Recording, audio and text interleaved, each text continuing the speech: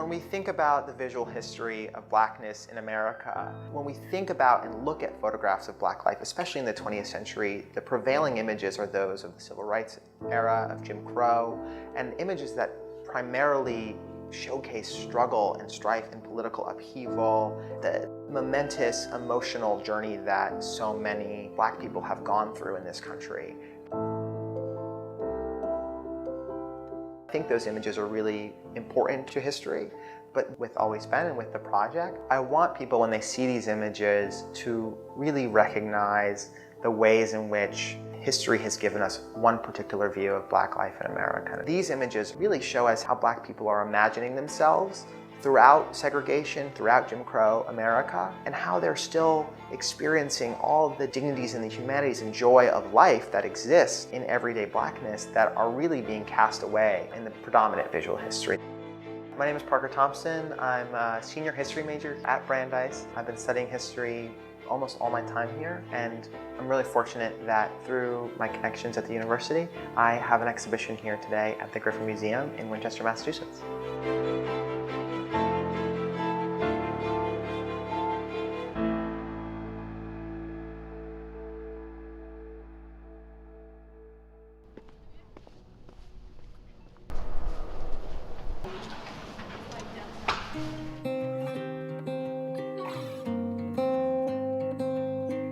I started collecting photographs, just generally speaking, all throughout high school. I really was a photographer more than anything. My mother and I would go on these photo road trips, and along the way, I would pick up these snapshots at junk shops and antique stores that are really prevalent around where we live in South Carolina. And I'm mixed, I'm biracial, I'm Black, my dad's Black and my mom's white.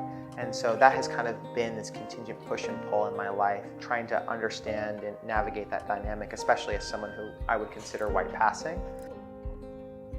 One day, I was looking through my photographic collection and I realized that they were almost entirely of white people. I realized that I had never even come across photographs of people of color, and so I started to just kind of explicitly seek it out. I was spending kind of 6, 7, 8 hours a day on eBay, where there's a marketplace of over 1 million snapshots kind of like these. And I began to explicitly seek out African American photographs of everyday life. And I realized that I'd never seen images like these before.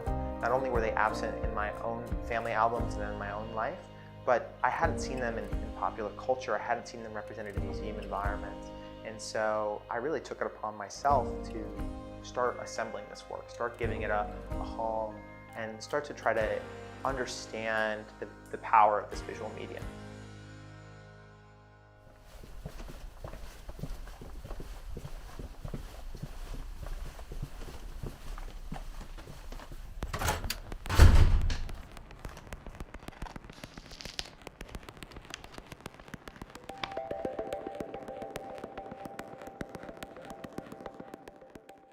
I want people when they see these images to really recognize the ways in which history has given us one particular view of Black life in America and of American Blackness.